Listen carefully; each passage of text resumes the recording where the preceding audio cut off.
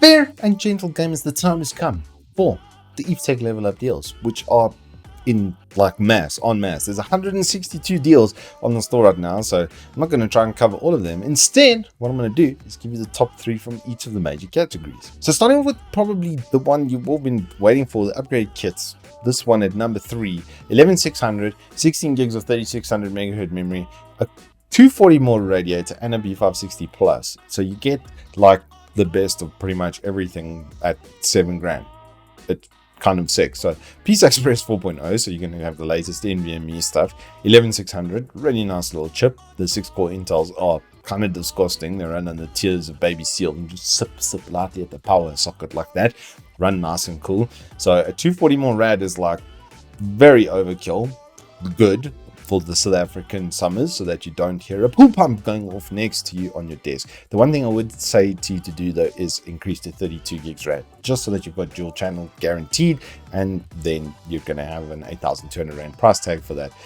You could literally take any GPU. I mean, literally like any GPU within reason. I doubt you're going to buy a 6900 XT if you're buying this upgrade kit, but you could even take that, and it probably wouldn't bottleneck. Coming in just ahead of that, it's an 11700. You're losing the cooler in this bundle, but you're gaining a better motherboard in the B560 Plus stuff, which is sick. With the RAM, it's going to set you back 10,200 Rand, but then you get an 8-core 16 thread with a really nice motherboard, non-K edition as well. So you don't have to do any overclocking, but because it's B560 and they've updated the RAM, you can actually get the 3600 megahertz. So all the XMP profiles are now loaded onto the B560 motherboard, so you don't have to overclock your processor, but you get the benefit of the memory.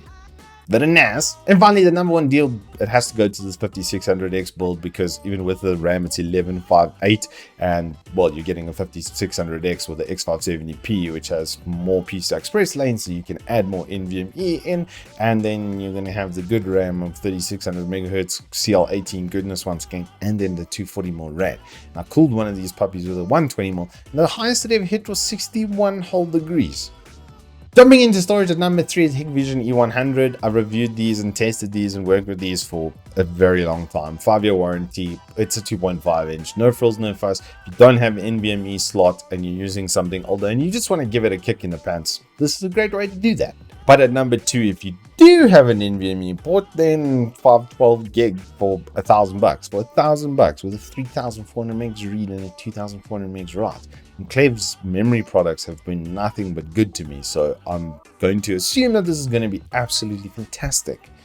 But then in the number 1 spot, it's the E1000. 5-year local warranty, not as fast read and write. I'm using it as an OS drive at the moment, and it's absolutely flawless. I edit off of it. I do basically absolutely everything, game, whatever you can imagine. It's already got 600 gigs on it, and it just keeps running like brain spanking new, which is great. So even when it does get into quite a bit of data transfer and stuff, it seems pretty good. If you're not using this in a data center, but just a home user, even someone that's doing multimedia and you need an editing space, 1,700 Rand, 1 TB NVMe. Moving into peripherals, starting off with mice, we've got the Corsair Saber Pro. It's really well spec'd. Pixar 3392 gives you 18,000 DPI and 50G acceleration. So it is a little bit older. There might be some jitter because of that at high DPI, but I think most of us are scaling off between 400 to 1600. So for that, it's going to be absolutely perfect. And then it's got an 8,000 hertz polling rate, which is kind of cool. So it's like a Viper 8K, except it costs half of what that does. At number 2 though, it's G4 3, but this time with the Hero 25K sensor. Do note you will have to do the BIOS update to unlock that, or the firmware update at least to unlock that. But this has been with us for a long time. The shape, all of that kind of stuff, it's very well known for the right reasons. Especially if you like ergo and you've got a bit of a smaller hand, then this is going to be a good one for you. But finally, the mouse deal of the year, it's the glorious Model O for $1,000. But it's a wireless. Yes, that's right. With the BAMF sensor and all the good stuff, yes, there's supposed to be delay on it. But everybody that I know that's used it, including like very, very particular people, one will go unnamed, he even said that this was pretty damn good and he's really enjoying it, and he's waiting now for the Model D because he wants the ergo variant of this. But yes, 1,000 Rand. 1,000 Rand.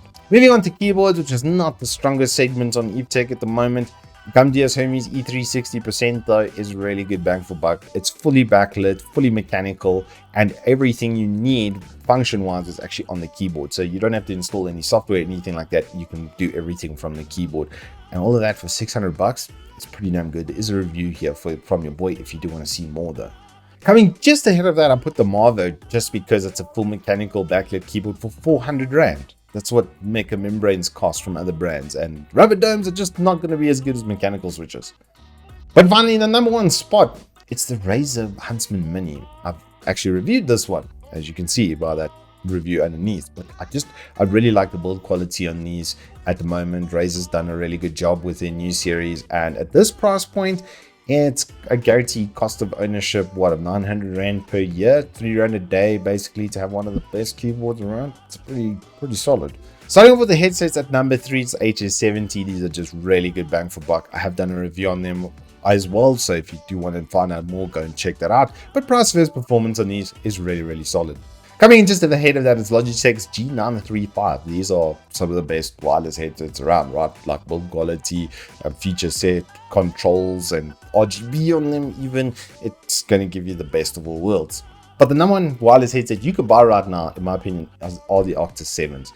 The 7Ps left the best impression on me, is all I can say. The wireless, the battery were just exceptional, and those are the real feature set add-ons to just having a normally like pretty good headset, right? The point of it is to have good wireless and have a good battery life. These were easily over 20 hours worth of playback time and easily over 20 meters through walls that I still had wireless signal. There's SIF. Now we move on to probably the strongest category on all of EVETECH right now is the monitors, because Dell have actually gone and lost their minds. Starting off with this 24-inch 165Hz curved V8 panel. It's got a 1 millisecond response time on the MPRT. I am a little bit worried about smearing with this panel because my S2721 does that as well on the VA, but as far as contrasting goes, it's absolutely fantastic. If you're not looking to be the best of the best ever, then it's going to be a 165Hz monitor. It's still going to be really good. They do have 3-year advanced exchange service, so if even one pixel goes dead on the monitor, then they're going to swap it out for you. And that for 3 grand. What?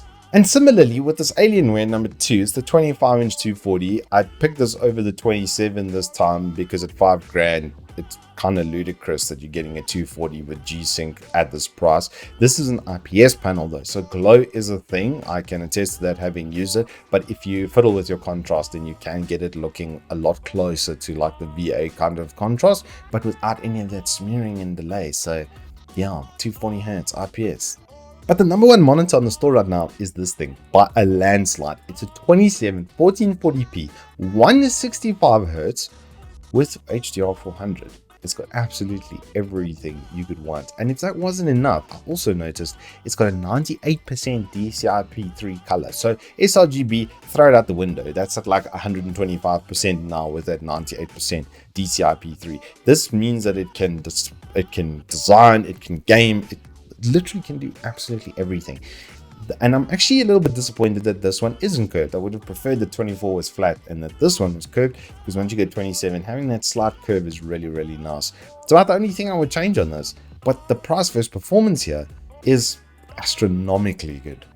Moving on to some other gaming peripherals though, we do have the GT64. This is a full PS4 compatible controller with a touchpad, with the docking tools and everything on it, as it would be on a PS4, except it costs 1/3 of what a PS4 controller costs. So you're getting 3 of these for every one kind of PS4 controller. I'd actually rather have 3 of these. Coming in just ahead of that is the T80, which I've just reviewed. This thing is so much fun. It's like being back at the arcades. And if you've just gotten Forza Horizon 5 and you really want to enjoy it and kind of take it to the next level, then this is what I would steer you towards without having to break the bank. That's kind of the levels that like arcades, like sim kind of environment, like a Dirt 4 or something like that, where you've got like kind of arcade, but kind of sim at the same time. then that's going to be right up your alley. If you just want to really enjoy driving games, with a wheel, then this is going to be perfect for that. It's band driven. It's not driven by any motors or anything like that, so it is somewhat limited, but I still had such a good time playing with this thing. There is a review up on EVETECH's YouTube of me using the 488 edition, which is literally just a difference in look and feel. Otherwise, everything is exactly the same. But in the number one spot for this category, it has to be the T150 at 3,600 Rand, because I've been using the TMX Force, which is this just for Xbox, and it's got a proper motor band driven setup with a single band setup as well, and it does create really nice smooth feedback on the wheel. Unlike Logitech's wheels, which have dual gear driven systems, which can sometimes be clunky and make some weird noises and stuff, this is nothing like that, and does give way better, smoother, more linear feedback than those wheels will. And finally, we have the chairs, because you're going to need to sit somewhere. So at number 3, we've got the S-Line SL1000. This is Vertigear's flagship model. It's their no frills, no fuss, good bang for buck setup. It does have a 150 kilo gas cylinder, but the dimensions mean it is quite narrow and tall. So if you're a taller lad that's also got a little bit of weight on you, then this is probably the best pick for you. And at number 2, if you're short and stocky, then the Sorosi Inizio will be a good one for you. It's very similar to what I'm sitting on now, it just has slightly smaller dimensions, but these are very, very broad chairs, and I've found that even really big dudes sit down in this, they actually do feel quite comfortable and not quite so closed off. So if you're short and stocky, then get this one. And finally, if you just want the most premium and the best of both worlds, then there's the SL5000 at 4.5. This is quite the deal. And did I mention it's got RGB? So if you're a streamer or something like that, you can flash bang your friends across the internet with the RGB in your chair. Anywho, that is all I have for you in this week's buyer's guide. I'm going to be doing something probably very similar next week. We're going to see what other deals and stuff are rolled out, because this is only finishing, as you might see, on the 30th of November. So we will be doing something similar next week. Until then, though, I hope you stay safe, keep well, and I'll see you on the flip side.